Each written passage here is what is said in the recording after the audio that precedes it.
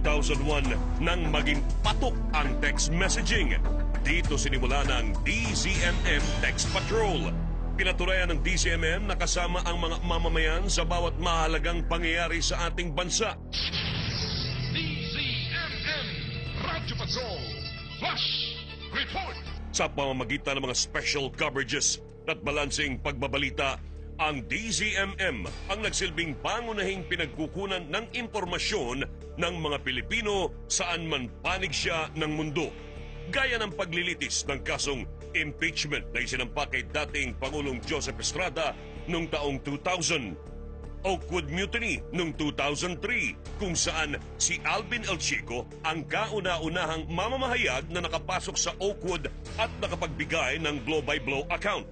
Yung Oakwood 2003, so ngayon 2011, 7 years ago, ngayon ay 37 na ako, 30 anyos ako nung nagre-report ako sa DZMM. I think sulit yung pakikinig ng mga tao sa DZMM dahil nandun tayo simula nung nag-umpisa yung Oakwood Mutiny hanggang sa natapos, tayo lang yung istasyon, ang DZMM lang ang nandun tuloy-tuloy.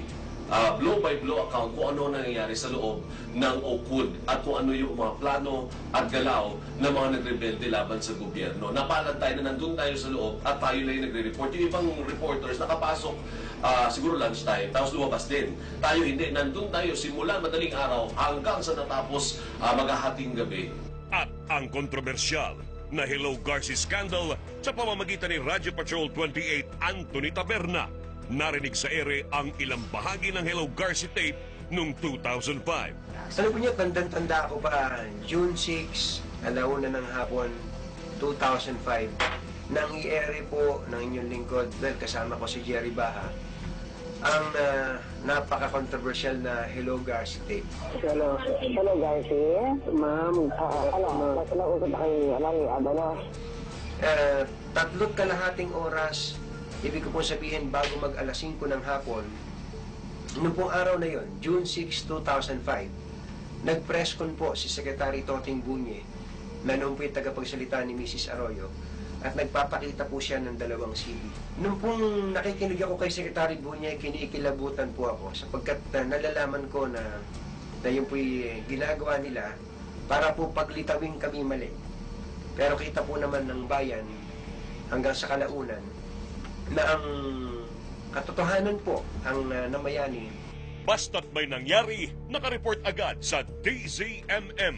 Bagay na pinatunayan ni Radyo Patrol 16 Rubitayag na siyang kauna-unahan at tanging reporter na nakapasok sa crime scene ng paslangin ng veteranang aktres na si Nida Blanca.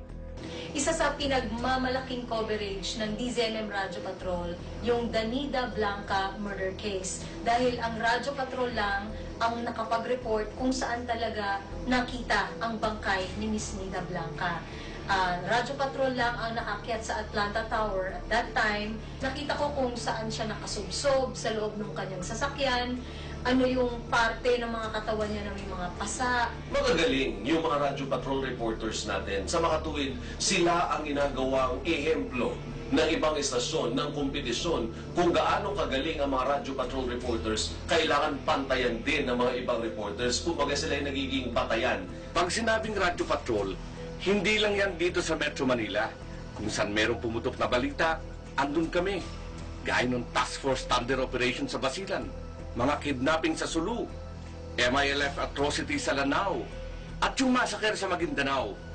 Bilang isa sa mga senior reporter ng DZMM Radyo Patrol, ipinagmamalaki ko at natutuwa ako at naging bahagi ako ng DZMM.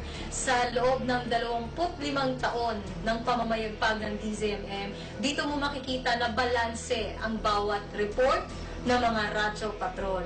At sa mga nagdaang taon, kung mahusay noon ang mga Radyo Patrol, ngayon mas lalong humuhusay at lalong nahasa ang mga Radyo Patrol bago sila isabak sa field.